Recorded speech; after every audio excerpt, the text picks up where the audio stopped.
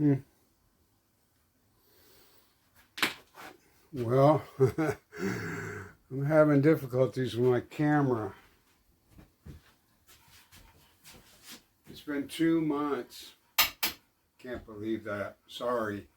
I haven't been doing a whole lot, but I do need to work on my daughter's cabinet door.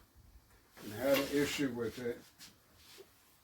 I was making my own molding, and I really ran into scary times with the molding attachment.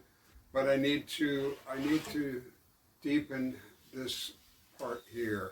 Unfortunately, I put it all together. So in order to do that safely, I tried using my little trim router, but there's not much space right here, and I kept on tilting it, and it was gouging into the wood, making a mess. So Shopsmith to the rescue. We're going to go into overhead router mode, and that'll give me better control. So we're going to go ahead and set that up really fast. It doesn't take much.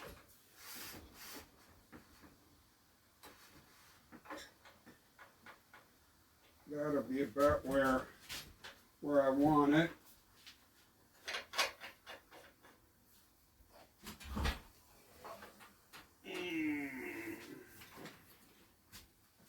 The lift assist really helps a bunch. So we'll lock it in place here. Now I'll get the router bit and get that all installed, and then I'll show you what I'm going to do. Again, sorry for the delay. Thanks for watching and coming back. I appreciate every one of you. I'm hoping to keep this channel going. As long as I got people that want to watch, I'll do it. All right. So a while back, doing this overhead routing, a viewer or a subscriber suggested using the, I've got to move this just so slightly over in order for this to fit, like a very small amount. And to try to adjust the fence is pretty hard to get that. Right now it's really good and solid.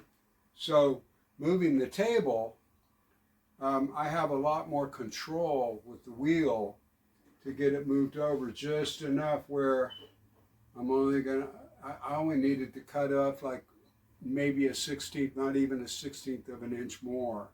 So I used the table movement. Thank you for that subscriber who let me know that, because that really helped. And now when I put this piece up in here, I don't know if you're going to be able to see this or not, but now it's the perfect depth. So this definitely, using the overhead router mode on the Shopsmith, definitely makes up and gets rid of the need for my trim router. So thank you, Shopsmith. I'm so happy for you.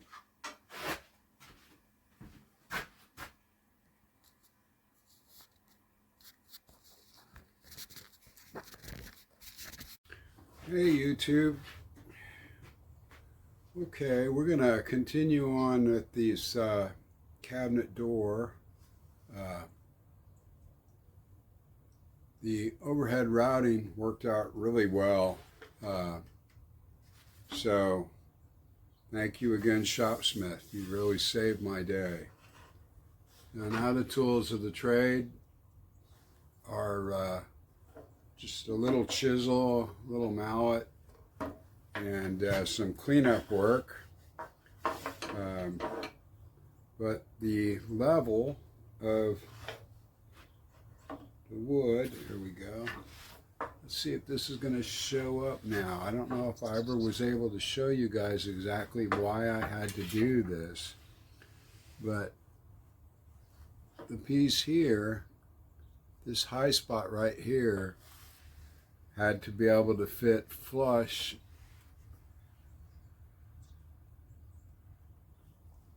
with this top here, and it wasn't. Now it is. So we had to route that out, and it came out pretty darn close. Now there's a couple spots where the router dug into the side.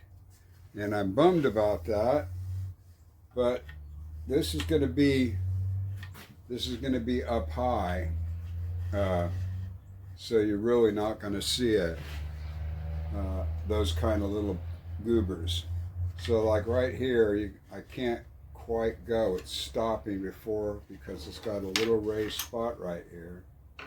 So we're just going to little by little here work this out. And I won't bore you with the chiseling. I'm pretty sure you know how to chisel this stuff. But we're going to work this out and get this all worked out. And then we'll cut the pieces. And we'll cut those on the Shopsmith. They've got to be at a 45-degree angle. So we use the Shopsmith, use my V120 miter gauge to get those nice and tight, and then we'll be ready to put that final piece in. I've got the plexiglass done. I don't remember if I showed you, but I've got the plexiglass cut. So we're going to go ahead and we'll work on getting that all done today. And then come back in and sand this down and then begin the stain process once I get everything glued in. From what I understand, and I've noticed this myself, you know, that when you're gluing, it's best to glue against unstained wood. If you stain it, then it won't adhere really properly. So we're going to get these pieces cut and put in place and then come back in and stain it. Thanks for watching. All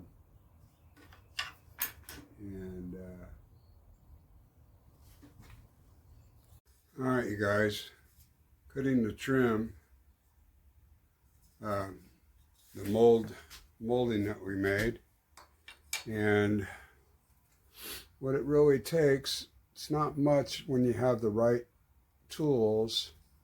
So I've got this V120 miter gauge from Shopsmith.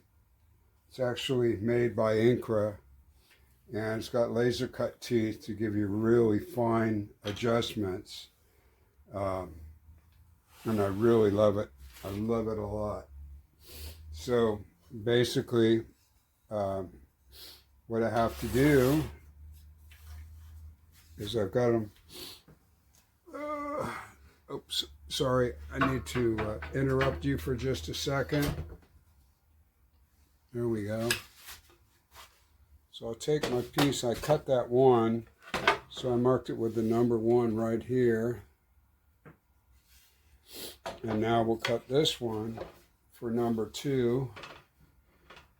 I found it for myself. It's always best for me to mark these things as I cut, so I know. So I'm going to push this right up into the corner there, make my little mark to there, and just make an angle going, a line saying go that way. And then this one, go right to there.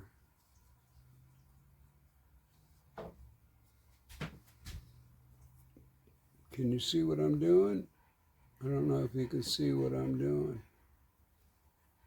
So we'll make a mark right to there and angled in that way. As time goes on, I find myself needing to do that more and more often.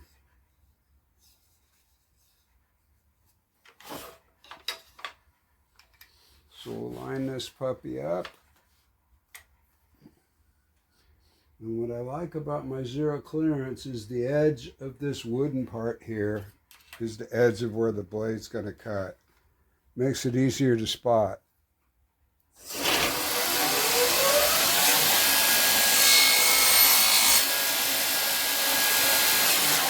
There we go. So that's that.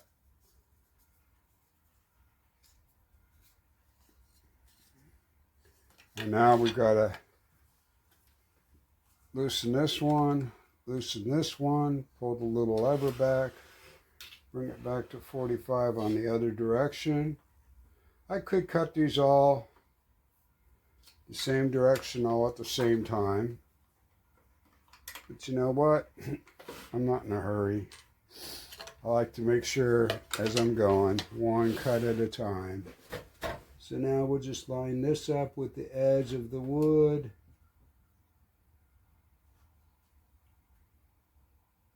And where it's going to cut to my little mark there. Right there.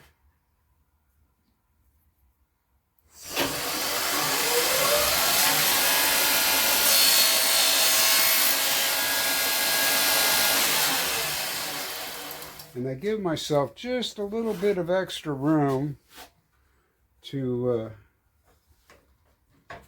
go ahead and sand later. So this was cut for number 2.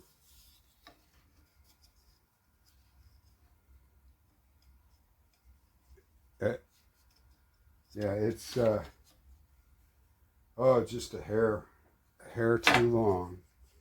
But that's okay. I can sand that to make that fit, and that's what we'll do. So now I'll mark a number 2 here. And we'll mark a number 2 on the back here. And now I just keep going with the other 2 legs here. And then we'll have that part done. Then it'll be sanding time. Thanks for watching.